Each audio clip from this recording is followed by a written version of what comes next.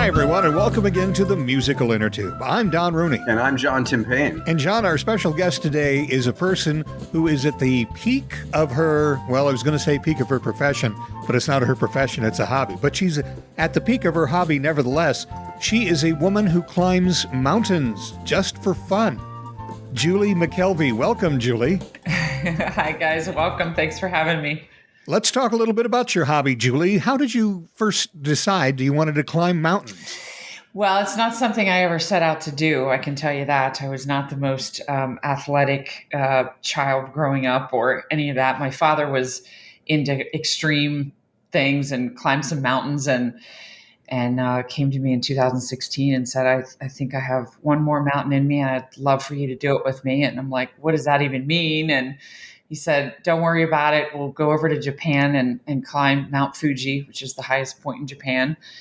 And so my son, who was 12 at the time, and I went over and had no idea what we were doing, did a little bit of training, running up and down Ski Round Top, and I got over there and we got up above the clouds at like 10,000, 11,000 feet and woke up to see the sunrise above the clouds before we headed up to the summit. And it was the first time I'd ever been up that high. It was the first time I ever had seen anything like that. And it just moved me to the point of tears. And it was that moment that I knew that I wanted more of it. It was so incredibly special for me. And then I figured out that Kilimanjaro would be next, just because that's what my dad did. So I said, okay. And got a bunch of girlfriends together, crazy girlfriends, and signed up for this trip to climb Kilimanjaro. And I had never heard of the 7 summits. I didn't even know what that meant. And I was on the mountain, and my guide said, you should think about the 7 summits. You could totally do it. And I'm like, what is that? And he goes, well, you're on one of them. I'm like, okay. And then he said, it's the highest peak on each continent in the world. And there's just not very many people who have done it. And so I got home and had no idea about this world of climbing, and Googled climbing the 7 summits, and this company pops up called Climbing the 7 Summits. And I meet this guy and he specializes in getting people to the top of these huge peaks around the world. So that's kind of how it started. Okay. Can you tell us, so what was his job? What did he get you in shape? Did he teach you about the technology? I mean, can you talk about what he taught you or what his counseling and guidance were like? Well, so my camel, who's the owner of the Climbing the 7 Summits, he pointed me in certain directions in terms of, they prepare you and send you all, what do you need for the gear and suggested training plans. And then there's a company called Uphill Athlete who specializes in, people who climb mountains and writes training programs for them. So I got connected in with these guys. I did some of their generic training programs initially on some of the earlier ones. And then right now I have a full-time coach, and he's actually guiding on Mount Everest right now. So I'm using his coach while he's over there. But they write your training program, and you wear a watch and your heart monitor, and all of your stats on all of your workouts upload into their system, and they analyze the data and they make the tweaks to the training program and tell you when to stop, because you don't know when you need to stop or back off or change things or go harder or not go that hard or whatever. It's amazing, because left to my own devices, I would just go out there and I would have no idea what to do, and I would injure myself, and that would be the end of it, so. Now, I know I've read about Everest, that if you climb Mount Everest, you need oxygen to help you. Yeah. But do you need any other special equipment for any of the other peaks? Well, you need, you don't need oxygen until you hit 26,000 feet. So Everest is the only one of the 7 that is that high. But Aconcagua, which in South America, which I did in January of 2020, is 23,000 feet. So that's the next highest to Everest, and difficult to breathe, but you can do it without oxygen. And so you need, for a lot of these mountains, you need crampons on your big boots, because you're on ice and snow and glaciers and all that kind of stuff. And you need a lot of cold weather gear. So different layers down, coats, sleeping bags, all of that. Wow. That must just take I mean, the logistics of even doing one of these trips, it just must be. I mean, I mean, there must be so much to take care of just to get there, to get to the base of the mountain, Yeah. right? Yeah. I mean, you climb as. Let me start by asking you. You climb as part of a group. Am I correct? Yes, all the ones that I've done have been a group. And so it was after Kilimanjaro, my friends were like, okay, good luck with that. You know, you're on your own kind of thing. Like I couldn't get anybody to rally after that because they get more difficult and more remote and colder and all that kind of stuff. And so Elbrus, Mount Elbrus in Russia was the next one after Kilimanjaro. And I went with a group, and that was my first time with climbing the 7 summits. And I signed up to go to Russia and had to go, figure out how to get the visa, which is not, Russia's just never a place I would have, gone to, and didn't know anybody. And so I landed, at the airport and met the team. And it turns out that the climbing community, is pretty small. And we're all very like-minded. We're all type A. We're all, hyper go-getter people, goal-driven, and we all have found this same piece of something just incredibly special and it's not just the summit, the view at the top is incredible, but it's the entire process and the journey of getting up there and how incredibly physically difficult it is, but more mentally, really, because you're up there and you're not really chatting with people when you're climbing. You're just, you're on a rope attached to people, and it's really a mind game of pushing yourself farther than you really think you can. Now, before the pandemic, I remember seeing pictures of Everest and these long lines of people waiting to get up to the top. It seemed more like a tourist attraction than an actual climbing thing. But when you go to Everest, you are with other climbers and you are actually doing some physical work. It's not just all tents and wine and lemonade, is it? Right. That piece exists. I mean, there's definitely a social piece, but no, any reputable company will not even accept you onto their climb unless, you have to submit a resume in a lot of cases, and kind of show that you've done the leading up climbs, which are, go out to the Grand Tetons and climb out there, or I've gone up to New Hampshire and climbed up there. Actually went out and did Everest Base Camp and got some experience early on, wearing crampons and being on a rope. And so they don't just let anybody on there. But I think part of the problem with the jam up a couple of years ago was that, these operators are popping up, in Nepal and other places that are offering these trips for a third of the price. And inexperienced climbers are jumping on, and the company accepts them. And then all of a sudden, some of these people had never even put on crampons before. The first time putting on a crampon is at Mount Everest. Like, it's not a good starting point.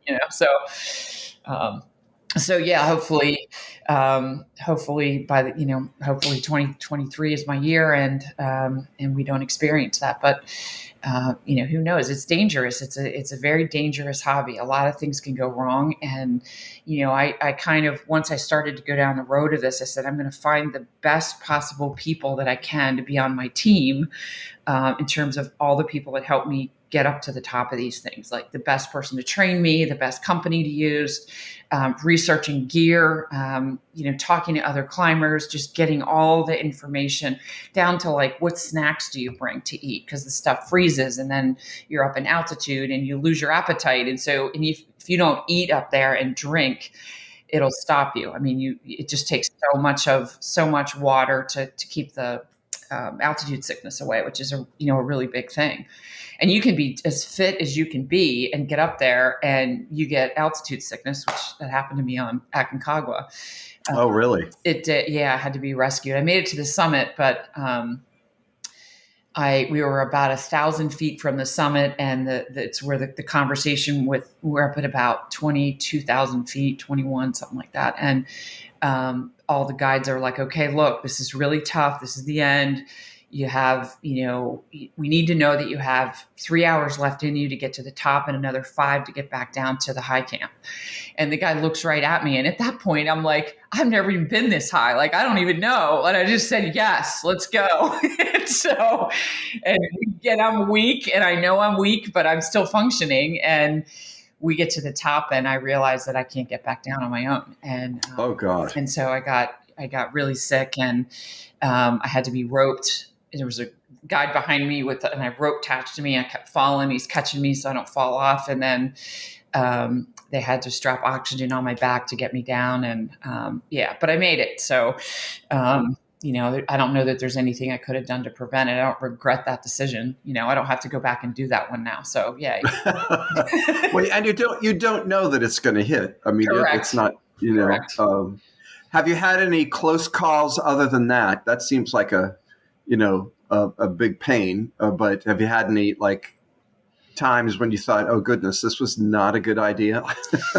Not so far. I mean, it's been, but the one I'm getting ready to go do is each one gets a little bit more dangerous. So, I haven't really had that experience yet, but a lot of things could have gone wrong on Aconcagua because helicopters can't fly that high. So I remember I was in this daze and I said to the guide, I have travel insurance. And he started busting out laughing. He's like, Julie, you have to walk. There's nobody can get up here to save you or me or anybody right now. You have to walk down. So get up. And Kitty just kept yelling at me to get up and keep moving because everything in you just wants to sit down, and just rest. Right. And that's the worst thing you can do because that's when the cold sets in. And so, Did you go all the way down Aconcagua, in a single day? Is that what you did? No, you go up, you have to acclimatize on each one of these mountains. So it's climb high, sleep low, to build up your red blood cells. And that's how because if you would like helicopter even to base camp at Mount Everest, you would be extremely sick and have to be hospitalized. So your body has to get used to it. So there's different camps as you go up. So on Aconcagua, there's 3 camps. And so you spend some time at base camp first, which is at like 14,000, get your body used to that. And then you go up to camp 1 and you stay for a night. Then you go back down to base camp and then rest. And then 3 days later, you go all the way to 2 and then you come back down and then you go all the way to 3 and then your body's ready to summit. But the summit pushes generally are 12 to 15 hours total. You leave usually in the middle of the night and it's cold and you're in the dark and you get your headlamp on and you head up to the summit and all the way back down to that high camp. So it's really is incredibly difficult. All right, let's step back a little bit here for some explanation. What are the 7 summits and which of them have you climbed so far? Okay, so Kilimanjaro in Africa, I've done that one. And then Mount Elbrus in Russia, done that one. Aconcagua in South America, did that one. Then Denali, which is what I'm training for now, in Alaska. It's the highest peak in North America. Then Mount Vinson in Antarctica. I'll do that one in December. Karstenid's Pyramid, which is in Indonesia. That I'm doing in September of this year. And then Everest, the big one. So less than 70 women in the world have completed all 7. So once I heard that stat, that's really what pushed me. I'm like, I'm going to be one of those. Oh, that's interesting. So that's part of your motivation. Oh, yes, very, very much. And because, I'm a 52-year-old mom who runs a business. I, work 60 to 70 hours a week and have this crazy, awesome life. And I never set out to do this. And, and I see so many people that are my age that just, they let whatever dream they had never happen because of the stuff of life, and I didn't set out to like inspire people by this. I was just like, hey, I want to see if I can do this. And through, social media and just people that know me and the press that this has gotten along the way, people are really inspired by it. Like people send me messages like, I got off the couch today and went out for a walk. I'm like, awesome. Like I didn't intend to. It's very cool, the progression of all of this and the kind of the unintended really cool consequences that have come as a result of it. How long in terms of days does a single one of these, from the time you fly out to the time you fly back, how long are you gone? They're all different. Aconcagua was 3 weeks door to door. This one coming up, Denali, is 4 weeks door to door, because just the traveling to get to these places takes, 2 or 3 days. And then you have gear checks and prep and meet the team and then fly out on a different kind of plane to another place, so it's this whole, yeah, but it's between 2 weeks and a month. And then Everest is 60 to 65 days. So that's a really long time. I guess it helps that you have your own company. I don't know that I could. I mean, I set my own schedule, and I can work at 3 a.m, which I do, and whenever I need to. And I think that's one of the things I was very and too much hands-on in everything in my company. And I have a Miracle-Ear franchise. I have 34 offices across the state, over 100 employees, and a lot of responsibility. And so I was in every single thing. And when I left for Kilimanjaro, I didn't have any communication for 2.5 weeks. And I came back and we were having this record month. And I'm like, wow, you guys did this without me. And so it really helped me. I started hiring more people to say, okay, if I'm going to do this, I've got to keep turning this over, which is another big lesson for me, and trust the people that I hire to actually do their job. And it turns out they're really, really good at what they do. The other big piece of this is my husband stays home full time. And so he takes care of the kids and does all the running and all that stuff. So I'm really in kind of a unique position to be able to pull this off, and, let alone the training, which is every single day, so. Well, you said that when you first started this, you were not an athlete, but I'd have to think that you are one now. I mean, I must say, you know what I mean? I mean, you are either climbing mountains or in training to climb mountains. So you must be in pretty good shape now, I should think. Yeah, I am. I'm pretty proud of that. So it's just a matter of being really consistent. And when COVID hit, like all the climbs got pushed out. So all the mountains were closed too. So, yeah. So I was signed up to do Denali a year ago, and another one, and they both got pushed back. So now the progression of what this is going to look like is I'm going to attempt to do 3 of the 7 summits within 6 months, which I'm not sure how that's going to work, but it just, and the training goes through phases. I've always done strength training. I love to lift weights and feel strong. And I know how important that is as you age, for men and women. So I've always done that. I just hated cardio. And so when I first got hooked up with my coach, he puts running on like 4 days a week. And I'm like, I hate running. I don't want to run. Because you have to run. It's part of it. You got to run to build up your base. And then you start, it's on the weekends, I'm up at Hawk Rock, and Duncannon is my home kind of training mountain. And I strap on a pack, and each week the weight increases on how much I'm carrying. And I go up and down that thing for 4 or 5 hours. And that's my training on my long session. And then the next day I'll be up at Round Top for 3 hours going up and down there. And then, 2 days of lifting weights, and another 2 days of kind of easy days where I'm just running for an hour and a half at a kind of a low it's all heart rate based. So it's all about training in the right zone, because and it's not killing yourself every single time, because when you're up high in altitude, your body, your heart rate cannot physically go up into these really high heart rate zones. So the idea is to train in heart rate zones that are going to be similar to what you're going to experience on the mountain. So I was really excited when I heard that, because I'm like, that I don't have to be an ultra marathon person. I just have to follow the plan, and commit the time to it. So, but for Denali, this one's very different than any of the other mountains, because it's the only one where it's fully self-supporting. So I have to carry all of my equipment and gear. So I'll have 60 pounds in my backpack, and I'll have 60 pounds in a sled behind me that you haul.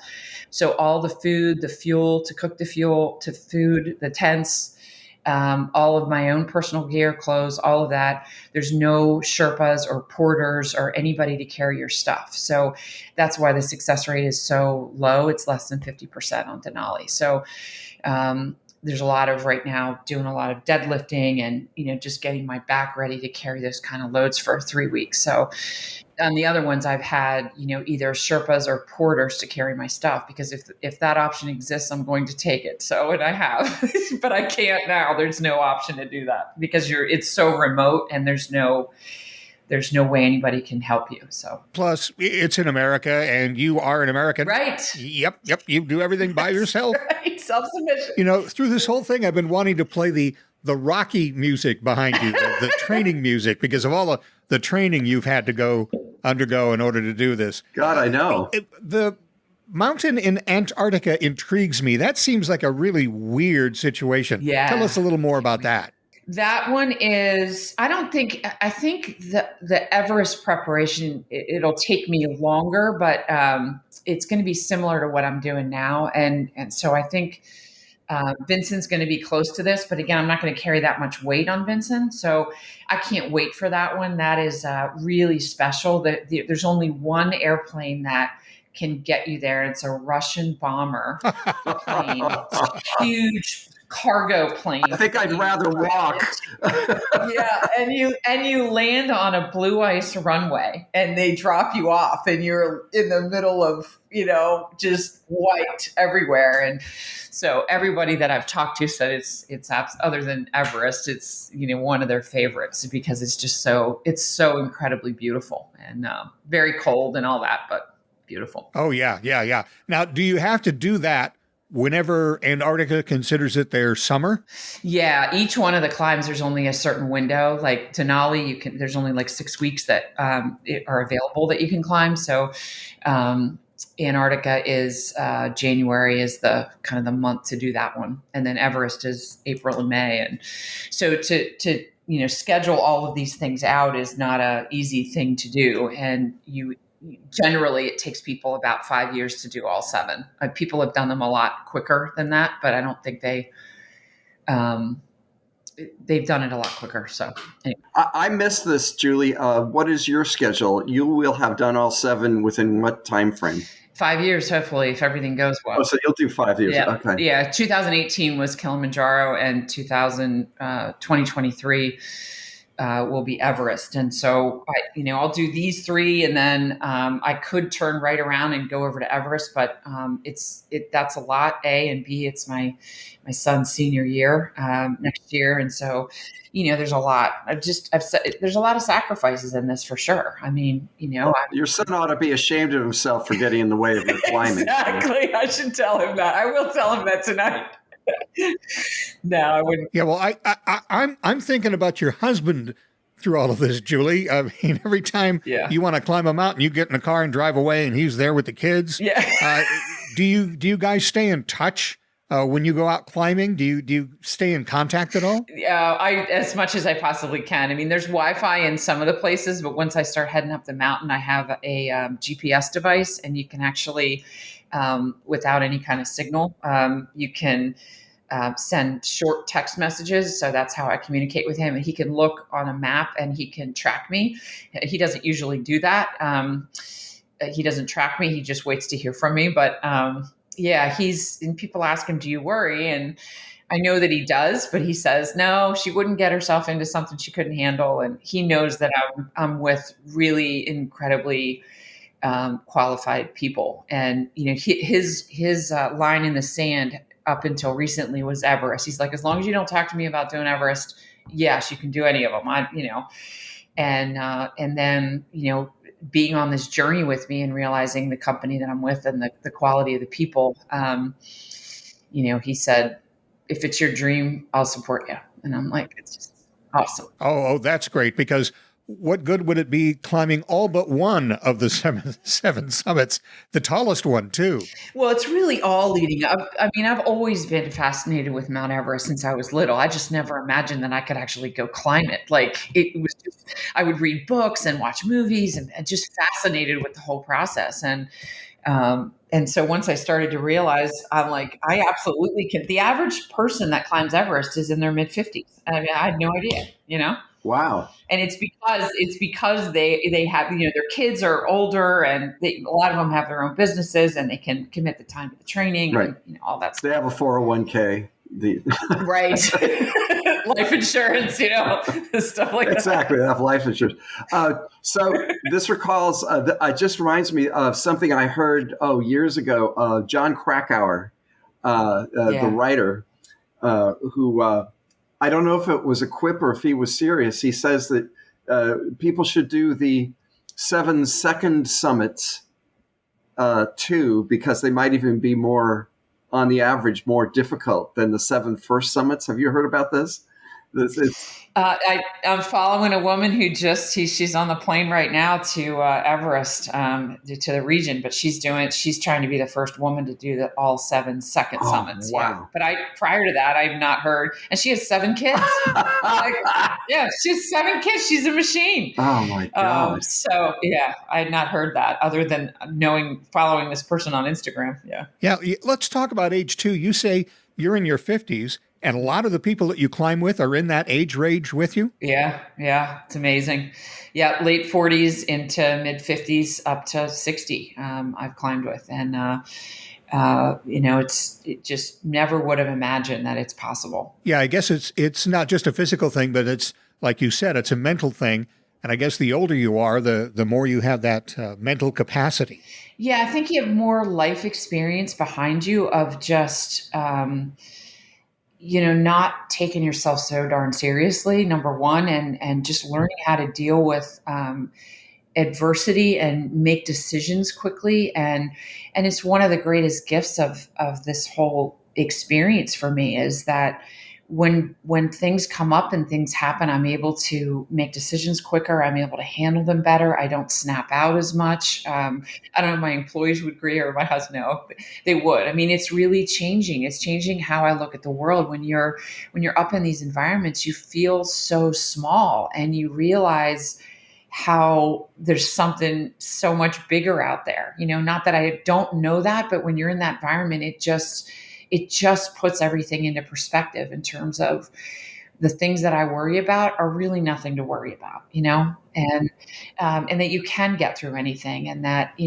as bad as something seems in the moment, you're going to get to the other side of it. And then on the other side of it is an incredible opportunity when you look back for growth. I mean, that's what's happened to me over and over and over again. And so, it helps going through tough, because we all have them, tough times, business, life, whatever. And we get to the other side of them and we say, okay, what did I learn from that? And I've always learned something from that, as hard as it was, Now you are a franchisee with a hearing aid company. Is that correct? Correct. Yeah. Miracle Ear. Yep. And you're doing something charitable with that company in conjunction with your mountain climbing. What exactly is that?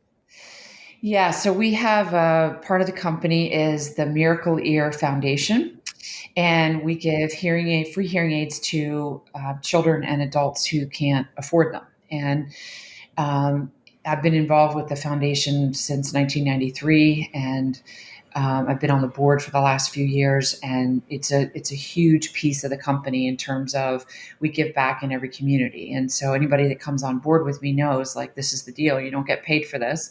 But if we have somebody in our offices that really needs hearing aids and they can't afford it, we're going to find a way to help them.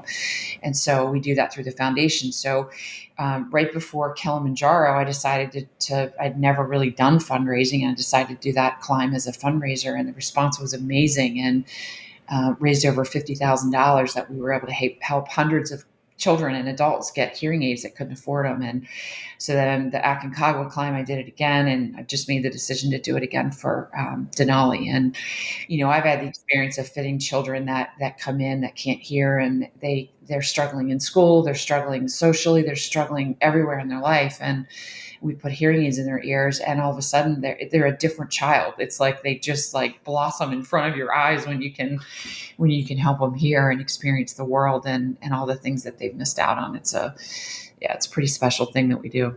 Oh, that's terrific. So I guess the obvious follow-up question is, you finished climbing all 7 peaks. What's next? What's next? I don't know. I might just sit around on the couch and get fat. I'm not sure. I have no idea. The fact that I'm this far along is still I mean, most people that set out to do the 7 don't accomplish all of them the first time they try. So, because there's so many factors, weather can shut you down. Weather's an issue 25% of the time on Denali. You just, doesn't matter how fit you are. The mountain says, no, you're not going up.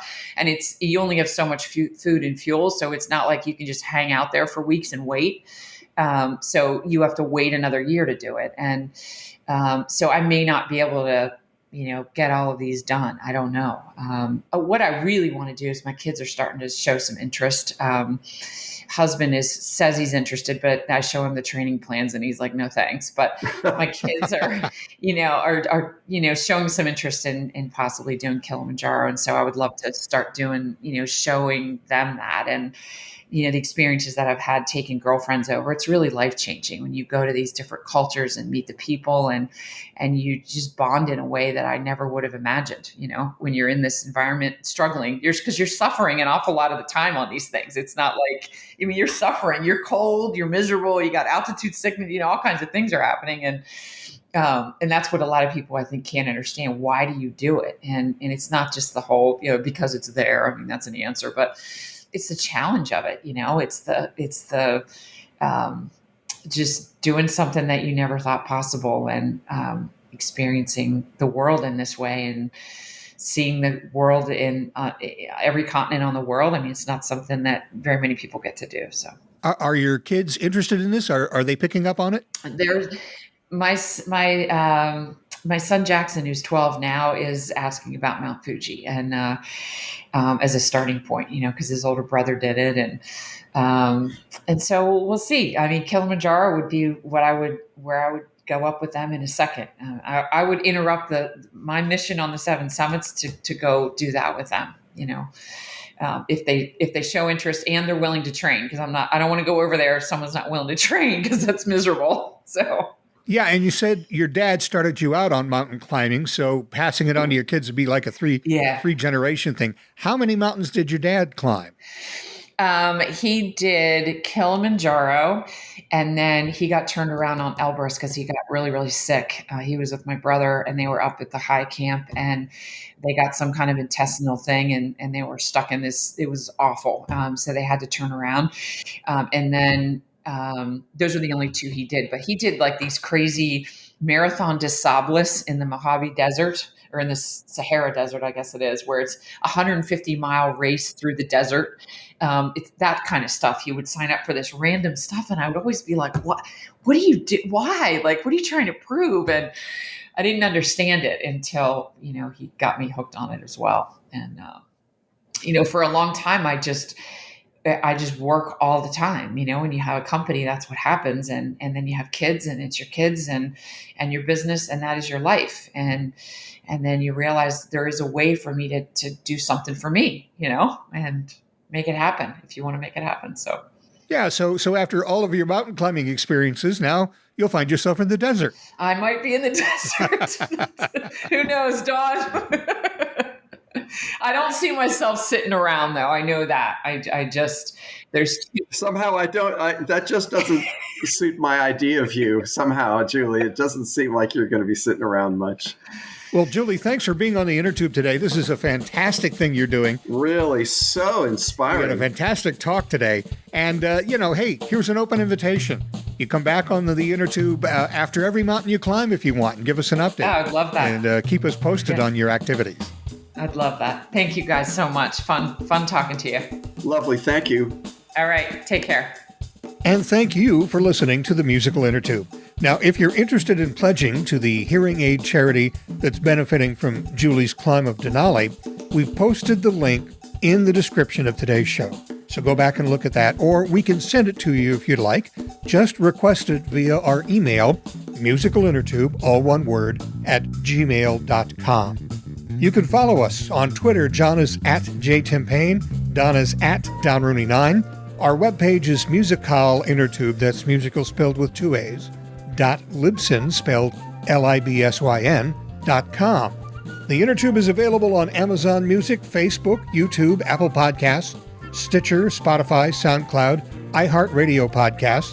Like us and give us a good review on any of those platforms. And you can head on over to musicalintertubeplayers.libsyn.com to check out some fine radio comedy. And as always, thanks to virtual band Car Radio Dog for our theme music.